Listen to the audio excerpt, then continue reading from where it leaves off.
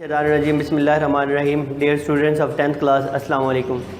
बेटा आज हमारा 16 लेक्चर है, चैप्टर चल रहा था होम्योस्टैसिस, और इसमें से जो आज हमने टॉपिक डिस्कस करना है वो है होम्योस्टैसिस इन ह्यूमन, यानी इंसान के अंदर होम्योस्टैसिस का प्रोसेस। तो इस हवाले से मेंशन करते हैं बेटा, लाइक अदर हायर एनिमल्स, बाकी जितने भी हायर एनिमल्स हैं उनकी तरह humans also possesses specific type of organs which carry out the process of homeostasis. इंसान की बॉडी के अंदर भी ख़ास किस्म के ऑर्गन्स होते हैं जो बॉडी के सब्सटेंसेस को मेंटेन करने में रोल प्ले कर रहे होते हैं। अब वो कौन कौन से ऑर्गन्स हैं, उनमें से सबसे पहले नंबर पर हम लंग्स की बात कर लेते हैं।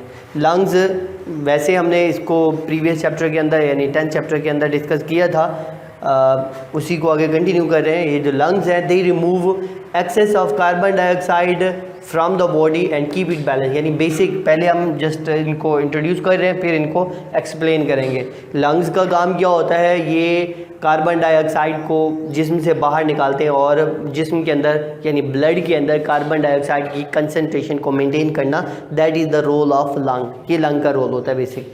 उसके बाद दूसरे नंबर पर दूसरा आर्गन जो होम्योस्टैसिस में रोल प्ले कर रहा होता है वो है स्किन, यानी हमारी जिल्द जो होती है। इट रेगुलेट बॉडी टेम्परेचर, यानी जिल्द का जो बेसिक फंक्शन है ये बॉडी टेम्परेचर को रेगुलेट करने में रोल प्ले कर रही होती है। और दूसरे नंबर पर it remove excess of water and salt, ये बॉडी से इजाफी पानी और साल्ट जो होता है उसकी रिमूवल का काज भी बन रही होती है। तीसरे नंबर पर तीसरा आर्गन जो होम्योस्टैसिस में रोल प्ले कर रहा होता है ह्यूमन बॉडी के अंदर, दैट इज़ किडनी। वो किडनी होता है। किडनी क्या करता है, इट फिल्टर ब्लड, यानी ये ब्लड की फिल्ट्रेशन करने में रोल प्ले कर रहा होता है। और उसके साथ साथ जब ये ब्लड को फिल्टर करता है तो उस ब्लड की फिल्ट्रेशन में ब्लड के अंदर शामिल एक्स्ट्रा वाटर जो होता है उसको रिमूव करता है, साल्ट्स को रिमूव कर रहा होता है, यूरिया को रिमूव कर रहा होता है, uric acid and other substances को एट्सेट्रा उनको भी रिमूव आउट कर रहा होता है। जब ये सारे सब्सटेंसेस निकलते हैं तो ये कंबाइनली यूराइन बना रहे होते हैं। यानी major function of kidney is urine formation by filtering blood, blood को फिल्टर करके यूराइन फॉर्मेशन करता है। तो अब हम इनकी एक्सप्लेनेशन देख लेते हैं। तो सबसे पहले हम एक्सप्लेनेशन स्किन की देख लेते हैं। स्किन के हवाले से स्किन का सबसे पहले हम स्ट्रक्चर देख लेते हैं। We know that skin consisted on 2 parts. Skin के 2 हिस्से होते हैं, यानी 2 लेयर्स होती हैं। First is known as epidermis, पहली को हम नाम देते हैं एपिडर्मस। अब ये एपिडर्मस जो है it is outer protective layer, यानी एपिडर्मस क्या होती है, that is outer protective layer. ये बैरूनी प्रोटेक्टिव लेयर कहला रही होती है, यानी ये प्रोटेक्शन देती है। ठीक, it do not contain blood vessel, इसके अंदर ब्लड वेसल नहीं होती, यानी ये ऊपरी प्रोटेक्टिव लेयर होती है।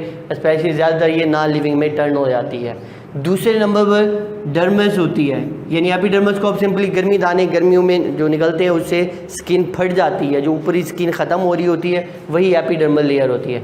दूसरे नंबर पर आ जाती है बेटा डर्मस। डर्मस सेकंड लेयर होती है, इनर लेयर होती है। इस इनर लेयर के अंदर ब्लड वेसल भी एग्जिस्ट कर रही होती हैं, सेंसरी नर्व एंडिंग्स भी होती हैं, यानी किसी चीज़ को हम फील भी इन्हीं नर्व सेल के ज़रिए से स्किन के अंदर एग्जिस्ट कर रहे होते हैं, वो भी इसी डर्मस वाली लेयर में होते हैं। उसके साथ साथ इसी डर्मस वाली दूसरी लेयर के अंदर स्वेट और आइल ग्लैंड होता है। स्वेट यानी पसीना पैदा करने वाले ग्लैंड होते हैं, और उसके साथ साथ आइल, यानी कुछ लोगों की स्किन आइली होती है तो आइल ग्लैंड भी डर्मस के अंदर एग्जिस्ट कर रहे होते हैं। उसके अलावा इसके अंदर हेयर्स भी होते हैं, यानी बाल ये जो स्किन के ऊपर लगे होते हैं इनकी बेस जो होती है that existed in dermis as well as it also contain fat cell, इसमें फैट सेल भी मौजूद होते हैं।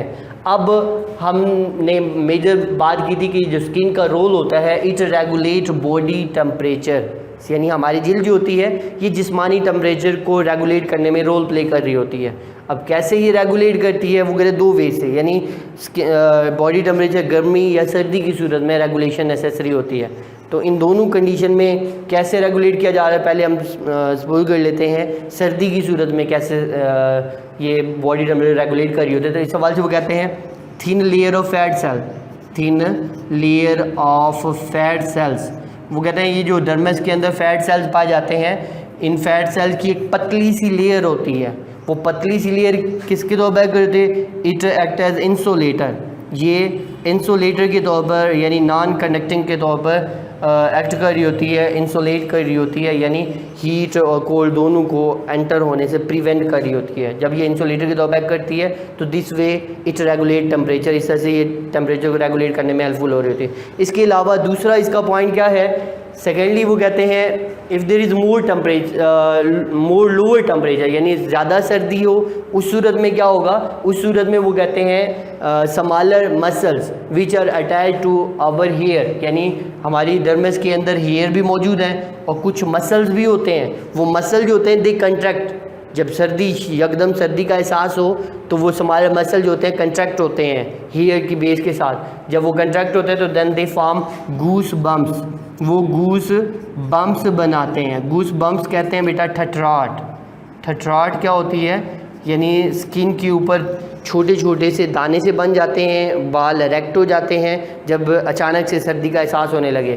तो अब इस सिचुएशन को गूस बम्प्स का नाम देते हैं। ये कैसे होता है, जब वो हमारे मसल कंट्रैक्ट होते हैं, उनके कंट्रैक्शन की सूरत में it form a blanket of warm air, यानी इंसुलेटिंग ब्लैंकेट बना देते हैं वार्म एयर का, जो इनर सेल्स को या आर्गन को ठंड से बचा रहे होते हैं।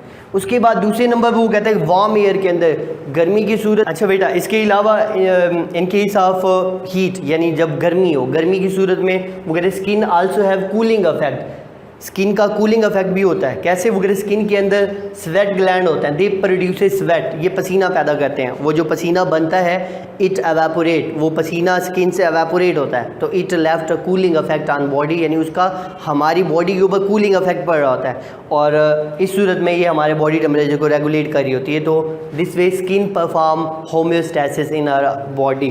तो ये आज का टॉपिक हमारा इतना ही। फ़ी अमान अल्लाह।